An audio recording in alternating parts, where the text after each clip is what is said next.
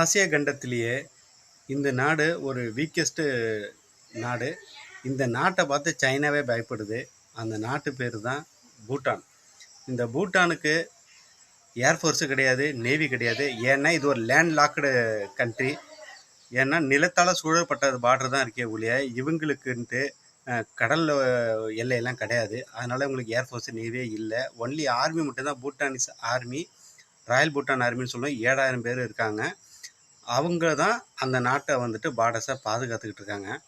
1949ஆம் ஆண்டு India Bhutan friendship ட்ரீட்டினால் பார்த்தீங்கன்னா external thread எது வந்தாலும் இந்தியா தான் பார்க்கும்.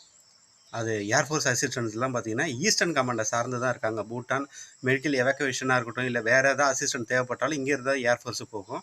அதனால தான் திபெத்தை பிடிச்ச சீனாவால் பூட்டானை பிடிக்க முடியல. 2017 தொக்காம் கேஸில் கூட பார்த்தீங்கன்னா அங்கே இன்ஃப்ராஸ்ட்ரக்சர்லாம் இருந்துச்சு. இந்தியா பார்த்தீங்கன்னா தடுத்து நிறுத்துனுச்சு.